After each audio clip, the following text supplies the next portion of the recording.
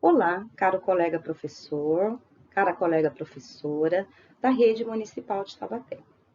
Eu me chamo Simone, sou professora de língua portuguesa da equipe de práticas pedagógicas e junto com a minha parceira Marinilza elaboramos este vídeo formativo para vocês, abordando o caderno de atividades como um instrumento de avaliação formativa. A portaria número 16, de 18 de fevereiro de 2021, regulamenta as atividades de ensino híbrido para a rede municipal, contemplando, então, 3 instrumentos de ensino e aprendizagem e avaliação que devem ser trabalhados junto com os alunos. O roteiro de estudos, de forma quinzenal, com as habilidades indicadas por semana, que pode ser no livro didático, se as habilidades estiverem contempladas no livro, numa folha de respostas ou ainda no Google Forms. O outro instrumento é um canal de interação entre professor e aluno, que pode ser o WhatsApp, o Google Meet, pode ser o Google Classroom, o que foi estabelecido como mais adequado pela sua unidade escolar. E um terceiro instrumento é o caderno de atividades, que a partir deste ano ele é trimestral, com algumas habilidades do currículo. Diante do contexto atual, este caderno de atividades será realizado na casa dos estudantes. Vamos falar nesse vídeo especificamente sobre o caderno de atividades do aluno e sobre os vários enfoques que podemos dar em relação à avaliação. Para isso, vamos retomar alguns conceitos sobre os 2 tipos de avaliação mais comumente utilizados pelo professor, ou pelos sistemas de ensino, ou por uma rede. Nós temos a avaliação somativa, que é o formato do caderno de atividades do trimestre, que os alunos receberão. Ele soma a quantidade de conhecimentos que um estudante acumulou em um período determinado, seja esse período bimestral, trimestral, anual, né? Ou uma avaliação de vários anos de ensino, como no caso do vestibular. Nesse tipo de avaliação, os resultados do estudante servem para promover a sua classificação ou a sua aprovação. E se extingue na nota final. A partir do momento que você colheu os resultados, soube dos resultados, mensurou uma nota, essa avaliação está encerrada. Por outro lado, existe a avaliação formativa. Ela planeja questões, na avaliação formativa, planeja-se questões para a coleta de boas evidências de aprendizagem. Na avaliação somativa, o objetivo não é simplesmente mensurar o quanto o aluno aprendeu ou deixou de aprender, mas sim investigar o que ele já aprendeu, né, e partir para que se possa partir do novo planejamento por parte do professor, a fim de ajustar as ações do professor com foco na aprendizagem de todos os estudantes. Prevê a elaboração de novas experiências de aprendizagem, para superar as lacunas ou dificuldades apresentadas pelo aluno. A avaliação formativa, ela é basicamente o ponto de reflexão, de partida para o professor, para ele continuar planejando as atividades de ensino e aprendizagem com seus alunos. De acordo com o Perrenu, o conceito de avaliação formativa se refere a uma concepção global da regulação das aprendizagens, ou seja, eu devo observar o aprendizado global dos meus alunos nos mais variados aspectos para que eu possa, então, redirecionar o meu caminho, reorientar o meu processo de ensino e aprendizagem junto com os alunos. O autor entende a avaliação formativa como fonte de uma regulação intencional das aprendizagens, levando o professor a observar mais metodicamente os alunos e a compreender melhor como funciona o seu processo de aprendizagem, de modo que possa ajustar de maneira mais sistemática e individualizada as suas intervenções pedagógicas e as situações didáticas que propõe, com a finalidade de otimizar as aprendizagens. Ainda de acordo com outros autores, a avaliação formativa é considerada um processo que engloba todas as atividades desencadeadas pelo professor ou pelos alunos.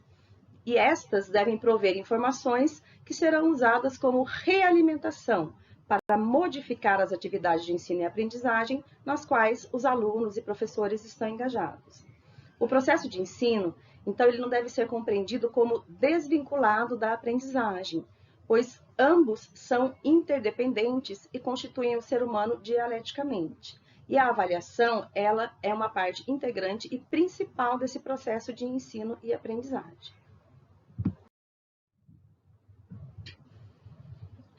No processo avaliativo formativo, nós temos basicamente 3 fases, né? A primeira fase da coleta de dados. Então, eu vou verificar, identificar aquilo que o meu aluno já aprendeu ou ainda não aprendeu, ou ainda aprendeu com uma certa dificuldade. Eu vou analisar esses resultados e, então, pensar em propostas de intervenção. No caso da nossa rede municipal, o desafio de vocês, professores, está na intervenção, ou seja, fazer do caderno de atividades um instrumento de avaliação formativa, apesar dele assumir pela sua característica a função de um instrumento de avaliação meramente somativo. Então, vamos pensar um pouquinho como podemos fazer essa intervenção.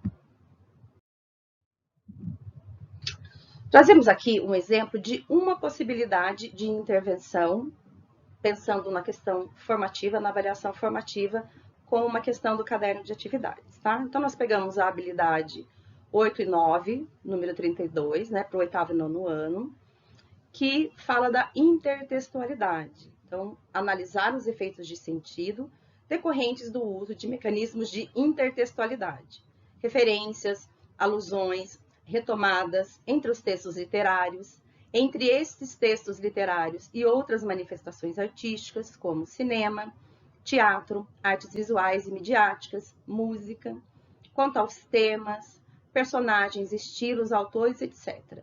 E entre o texto original e paródias, paráfrases, pastiches, trailer honesto, vídeos minuto, vídeo, dentre outros. Estabelecemos aqui alguns objetivos de aprendizagem para trabalharmos com esta habilidade usando a questão do caderno de atividade. Primeiro objetivo, identificar a intertextualidade existente entre os textos literários. Analisar os efeitos da intertextualidade presente na crônica lida e conceituar a intertextualidade. Nós temos aqui, então, um exemplo de uma questão número 2, retirada do caderno do aluno, do 8º ano de língua portuguesa, do 1º trimestre desse ano.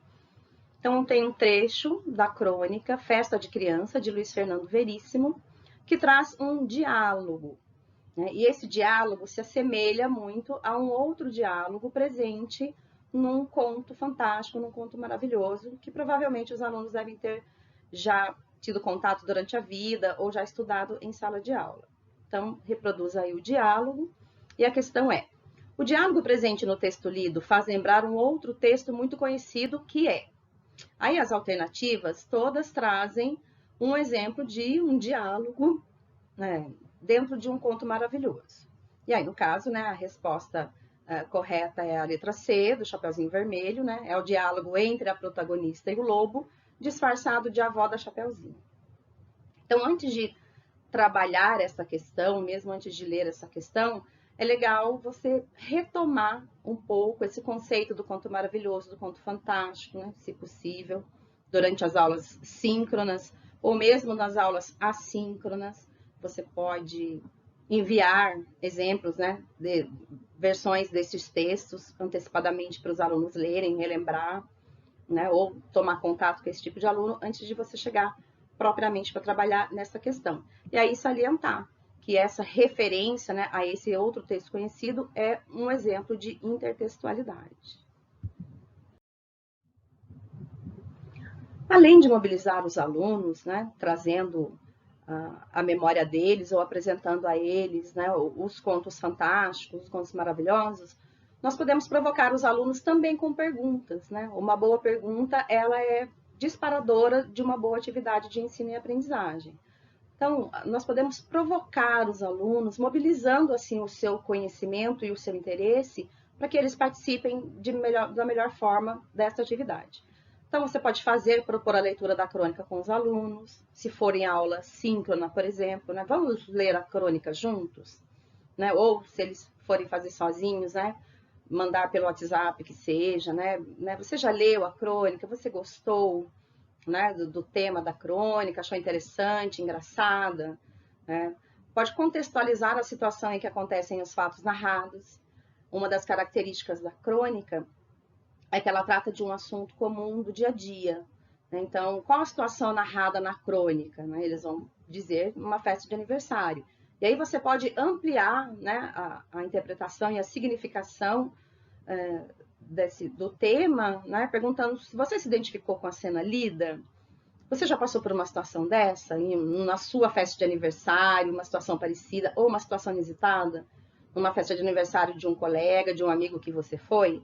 E aí você pode abrir para os alunos falarem, né, e colocarem as suas vivências também. Você pode provocar os alunos, levando-os a perceber por que a relação das alternativas com os contos infantis. Né? Então, por que você acha que aparecem trechos de histórias infantis dentre as alternativas? Né? Porque esse trecho, né, pertence a uma história infantil, um conto maravilhoso, bem conhecido. Então, as outras alternativas, embora não sejam verdadeiras, elas são plausíveis também, ou seja, elas também poderiam ser verdadeiras. Você pode ressaltar a presença da palavra diálogo nas alternativas e levar os alunos a observar o que caracteriza o diálogo no texto. Então, neste momento, você pode também retomar o discurso direto, né? Trabalhar um pouco o discurso direto com os seus alunos. Né? Então, olha, em todas as alternativas há a presença da palavra diálogo. Né? Você sabe por quê? O texto lido apresenta um diálogo, né? Então você retoma as características, né, os sinais de pontuação, a estrutura do diálogo no discurso direto.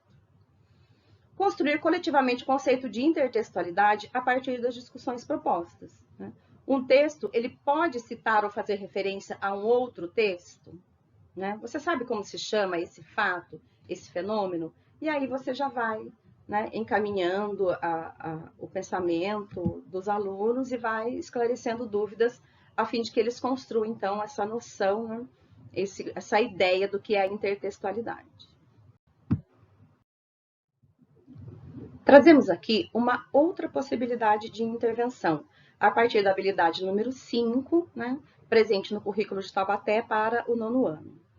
Ler de forma autônoma e compreender, selecionando procedimentos e estratégias de leitura adequados a diferentes objetivos e levando em conta características dos gêneros e suportes, poemas de forma livre e fixa, né, que é o gênero central do mês para o 9º ano, né, expressando avaliação sobre o texto lido e estabelecendo preferências por gêneros, temas, autores.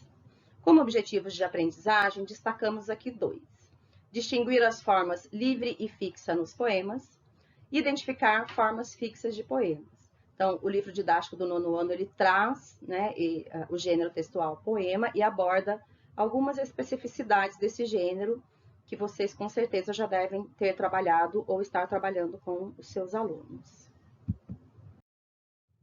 Nós trouxemos, então, aqui a questão número 2, retirada do caderno do aluno do 9º ano, acerca do poema retirado de uma notícia de jornal, do Manuel Bandeira. A questão é: o poema não obedece a um padrão fixo. Isso é possível de ser observado, pois, e aí vem todas as alternativas, né, de resposta que os alunos podem dar.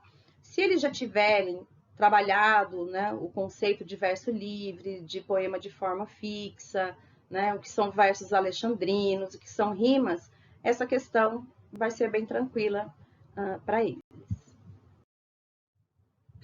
Além desse trabalho, você pode usar as nossas perguntas, amigas norteadoras, para instigar e estimular a aprendizagem dos alunos. Então, propor que eles façam a leitura do poema sozinhos ou em voz alta. Você, professor, pode ler em voz alta. Né? Perguntar qual a impressão que o aluno sentiu, se ele gostou, né? Se esse poema é parecido com outros poemas que ele já leu, com os quais ele já teve contato, ou se é diferente, tanto na forma quanto no tema, enfim. Retomar os conceitos de verso e rima na estrutura do poema. Então, relembrar o básico, né? Você se lembra o que é um verso, relembrar que o poema é um gênero central que se caracteriza por essa estrutura de cada linha do poema ser um verso, o que é a rima entre os versos. Então é interessante que você retome esses conceitos com eles antes de trabalhar propriamente a questão. Levá-los a perceber se há rimas entre os versos do poema. Neste poema, há versos que rimam entre si? Quais? Quantos? Levar-nos a perceber e a analisar a métrica dos versos no poema lido. Então, todos os versos do poema têm o mesmo tamanho? Isso é comum em qualquer poema? Isso pode ser um indício de que esse poema tem uma forma fixa ou uma forma mais livre? Questioná-lo sobre quais são algumas formas fixas de poema. Você conhece algum poema de forma fixa? O que seria um poema de forma fixa? E aí você pode pedir pesquisas, né? E solicitar que o aluno aprofunde esse conhecimento. Provocá-los acerca do que é um verso alexandrino, citado em uma das alternativas. Então, o que poderia ser um verso alexandrino? Né? Retoma isso, retoma a história, né? Que está fazendo uma pesquisa sobre isso. Então, são momentos em que a gente pode aprofundar os conhecimentos, as habilidades presentes no caderno de atividades. Bem, caro professor, cara professora, trouxemos aqui, explanamos de forma bem breve, algumas sugestões e orientações que você pode utilizar para ampliar o trabalho com o caderno de atividades junto com os seus alunos. O que é muito importante. Durante a conversa com os alunos, durante as aulas, sejam elas síncronas ou assíncronas, não ofereça já de imediato a resposta correta. Leve-os a chegar a conclusões que lhes assegure a resposta ou a alternativa correta. Desta forma, você estará instigando, mobilizando os seus alunos para um conhecimento efetivo e duradouro. As propostas de intervenção que trouxemos aqui são sugestões e provocações para que você, professor, professora, sinta-se estimulado ou estimulada a continuar o seu trabalho com a mesma criatividade e maestria que esses tempos inéditos têm exigido de cada um. Nós desejamos a vocês um bom trabalho. Nosso contato, então, professora Marinilza e professora Simone, tem aí os nossos números de celular e também o EPP Língua Portuguesa, @gmail.com. Este vídeo foi realizado utilizando o recurso de gravação do PowerPoint. Para saber mais, você pode acessar esses dois links com 2 videoaulas bem básicas e esclarecedoras para que você também possa utilizar os seus recursos para gravar as suas videoaulas. Tchau para todos, até a próxima!